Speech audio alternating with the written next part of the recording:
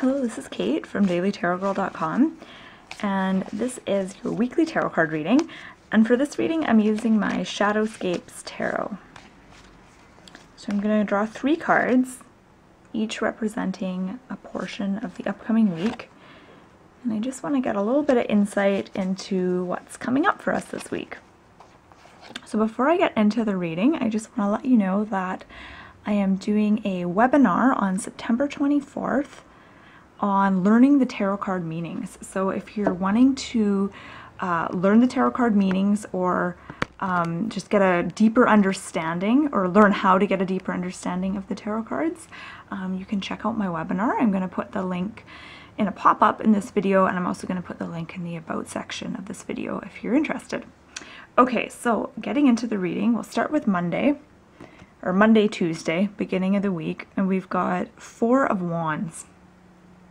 This is an interesting 4 of Wands card because normally in the Rider-Waite version, it's when you look at the 4 of Wands, it's a very grounded, kind of calm energy, whereas this 4 of Wands is more energetic. We've got these leaping, they look like a cross between a unicorn and a deer, and they're like leaping into the sun.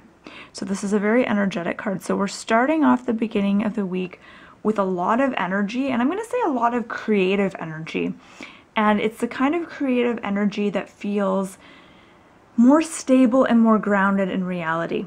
So if you're getting lots of ideas, make sure you write your ideas down.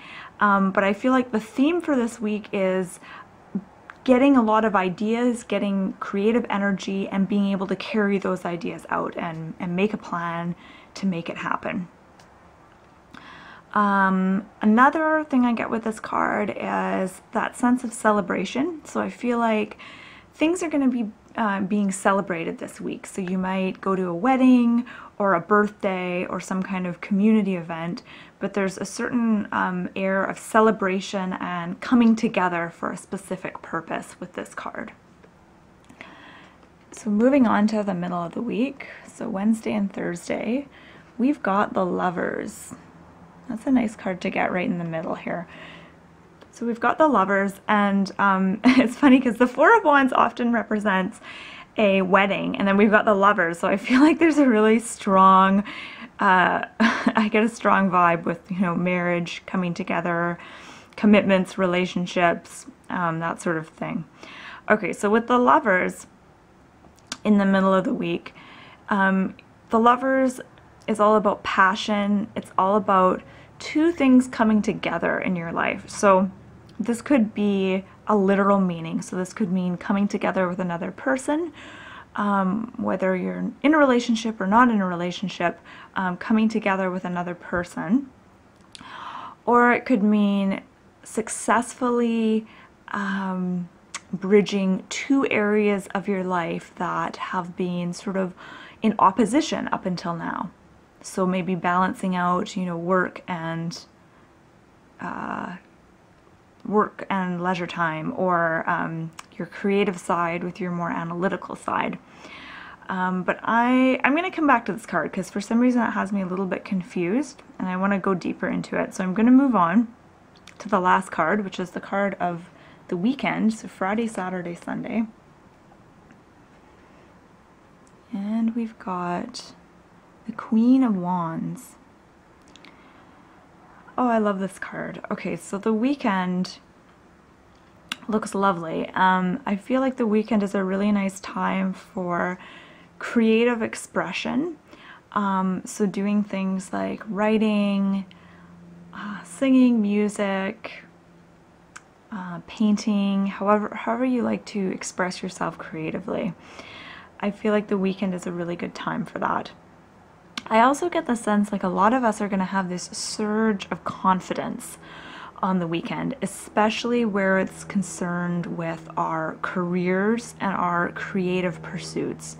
So if you've lately kind of been feeling like you're questioning yourself or doubting things, you get this sort of almost like an injection of confidence and positive energy in regards to how you feel about yourself in your career or your whatever creative pursuits you're going for. I'm just going to look at this card a little bit closely.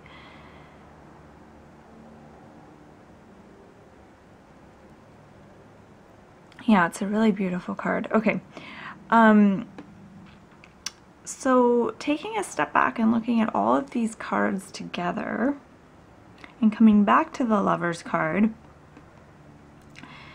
I'm going to read these in a linear kind of fashion.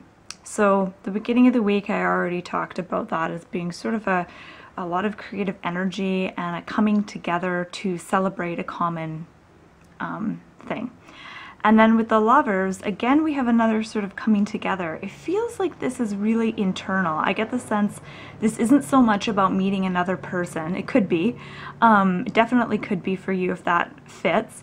But I feel like this is a very internal thing. Like it's almost like we fall in love with a part of ourselves. And I have a feeling that that part of ourselves is our creative impulses and our ability to create and to see things creatively and get ideas. I feel like we sort of fall in love with that part of ourselves, and not just, that sounds a little bit hokey, so I want to rephrase that, not just fall in love with a part of ourselves, but really accept and welcome that part of ourselves. So if before we've maybe felt blocked creatively, we're able to really unconditionally accept and embrace that part of ourselves and let go of judgments and expectations that we might have about ourselves and how creative we are. And when I talk about creativity, I'm not just talking about like painting or, you know, art.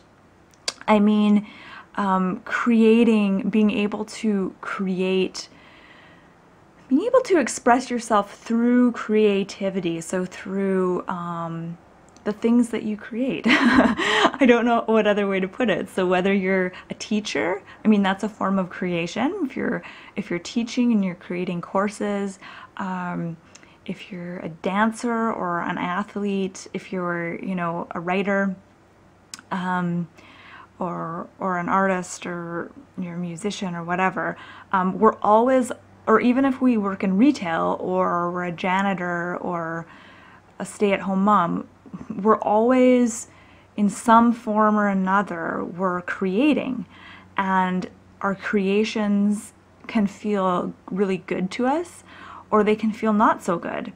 And I know there's been periods in my life where I felt like I haven't been very creative, and I've been stuck in like a dead-end job that didn't really seem to be going anywhere. And I was still creating. I was just creating something I didn't really want. So we're always creating all the time. And I think what happens when we're creating things that we don't really want is because we don't really believe in ourselves as a divine creator. We don't really see ourselves in that light, and so we kind of hand that role over to others, and that's kind of what results in sort of creating what we don't want. And when we fully embrace the fact that we are creative beings and we're always creating our life, and when we sort of drop the judgments of ourselves and don't judge yourself for creating crappy stuff in the past, I think that opens up new gates, new doorways, new opportunities. And I feel like that's what's going to happen for us this week. So I hope that made sense. I hope that wasn't too kind of confusing and out there. But as we go through that process, this brings us to the Queen of Wands. And as I said before, she's about confidence, brightness, clarity, and joy when it comes to creating and expressing yourself. So it looks like a really wonderful, wonderful creative week for all of us. So I just want to say good luck, and I always invite you to share your own interpretations of these cards, and so feel free to do that in the comment section below, because I love reading, you know, everyone's interpretation and take on the cards. So my name is Kate. I'm from dailytarotgirl.com, and thank you so much for watching my reading, and have a beautiful week.